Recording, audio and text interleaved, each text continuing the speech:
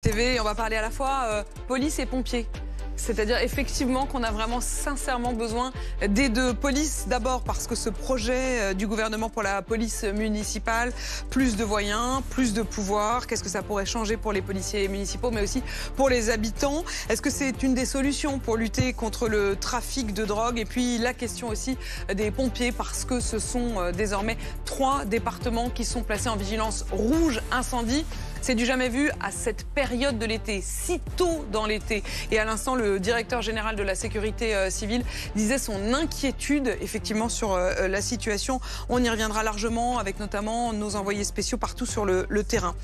Mais d'abord, cette question, la police municipale avec Laurent Neumann, avec Neila Latrousse, avec Guillaume Darey et Géraldine Vosner. Bonjour à tous les quatre. Bonjour. Et puis, Raphaël Cognet, vous êtes le maire Horizon de Mantes-la-Jolie. Merci d'être avec nous parce que vous avez les mains dans le cambouis. 38 policiers municipaux à Mantes-la-Jolie. Ils sont armés d'ailleurs chez vous. Ils sont même équipés de caméras piétons. Il y a plusieurs brigades, des brigades moto, des brigades cynophiles, donc avec les chiens, des brigades équestres et les VTT. La question aussi des vidéosurveillances est en train de devenir un des débats politiques. Ça s'est d'ailleurs passé chez vous, sur votre plateau, hier, Guillaume Darey. Je voudrais aussi accueillir Mathieu Zagrodzki. Vous êtes chercheur associé au CESI, c'est le Centre d'évaluation de la sécurité technologie de l'information. Cette question de donner plus de pouvoir à la police municipale. Vous applaudissez? Ah oui, dès demain. Et j'espère vraiment que cette loi fera l'objet d'un large consensus. Vous savez, quand on est maire, on a parfois l'impression qu'il y a des lois qui vont pas changer grand-chose dans notre vie quotidienne.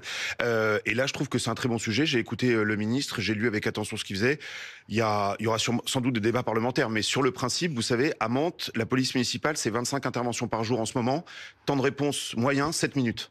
Et ça va du secours à une personne qui divague sur la voie publique parce qu'elle est perdue, à des questions de violence, en passant par du stup, en passant par de l'ivresse sur la voie publique, etc. Donc il faut que ces gens-là, qui sont ceux qui connaissent le mieux nos villes et nos communes, aient la possibilité d'agir plus, évidemment dans le respect du rôle de chacun, mais par contre, c'est absolument urgent qu'on leur donne la possibilité de faire plus de sécurité. Quand vous dites faire plus, aujourd'hui, il faut quand même dire qu'un policier municipal qui se retrouve effectivement face parfois à un véhicule suspect ou n'a même pas le droit de demander à ce qu'on ouvre le coffre.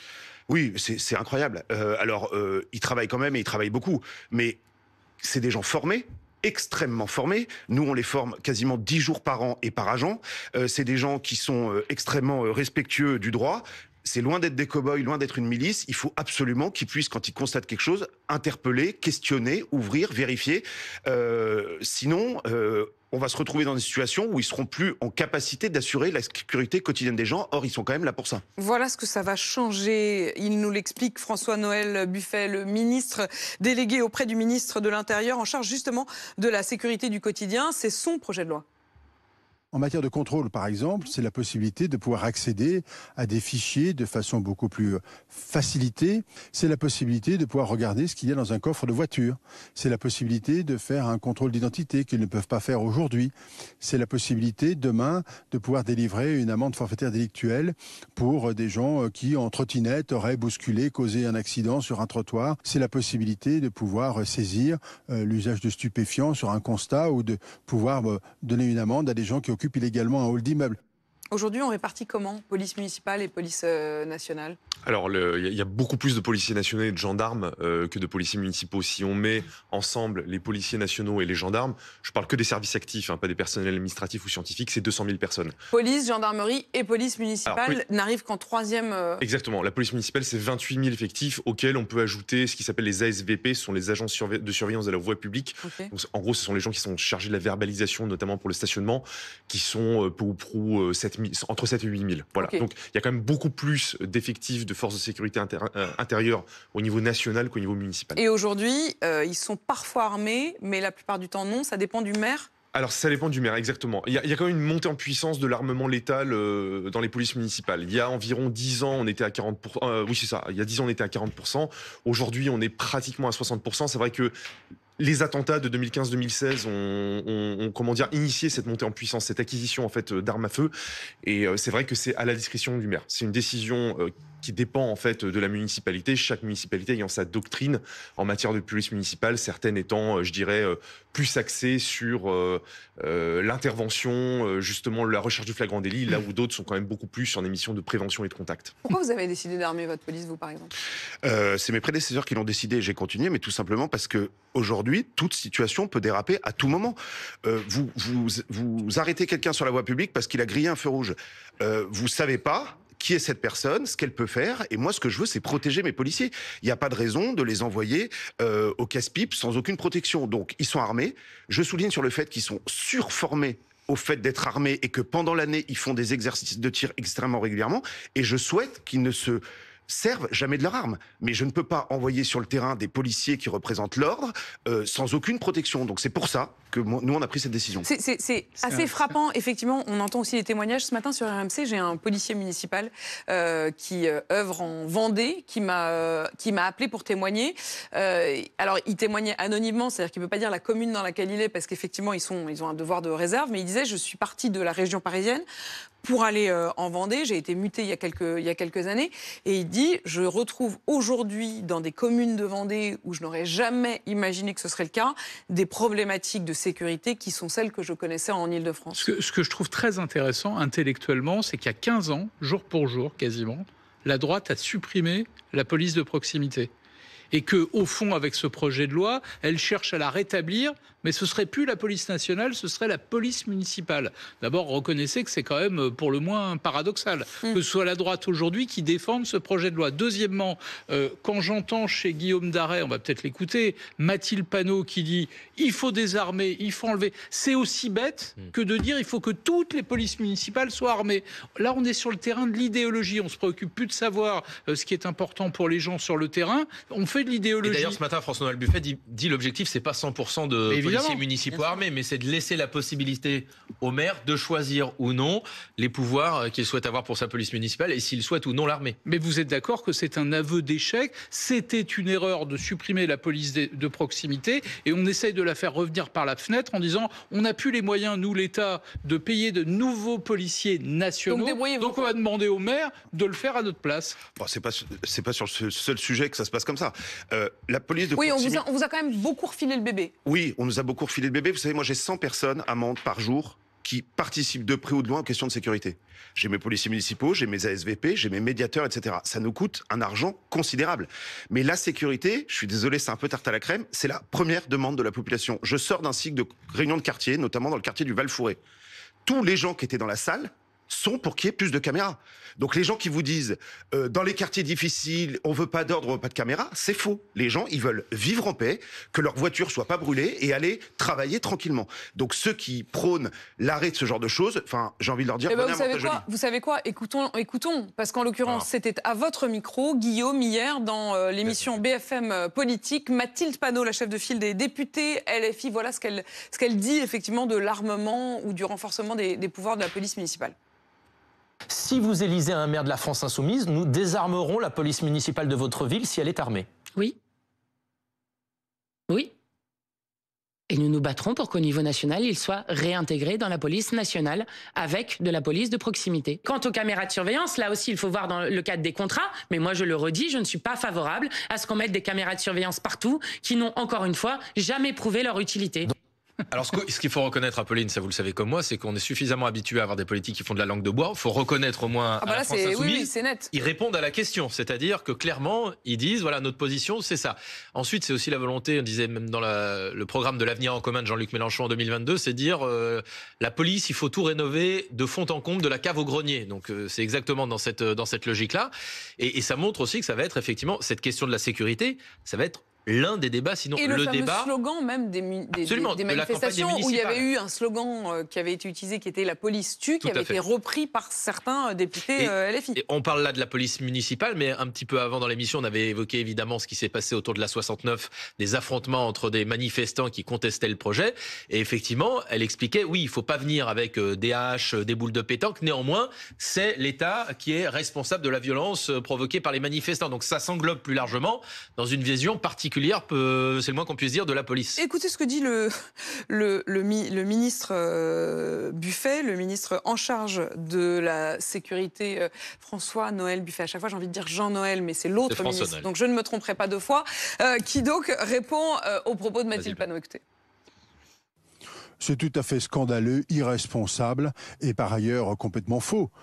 Les caméras, la surveillance par la vidéo a montré son efficacité en termes d'élucidation des délits ou des crimes d'ailleurs, à plus de 30% en taux d'augmentation, c'est parfait. C'est par ailleurs un élément de sécurité de partout a été reconnu, qui fait l'unanimité, en dehors de LFI, mais on sait pourquoi. On sait pourquoi, ils sont dans la polémique permanente et dans l'irresponsabilité. Je veux dire, vraiment, c'est ne pas se rendre compte de ce qu'est la réalité, et c'est de la polémique pour de la polémique, hein, franchement.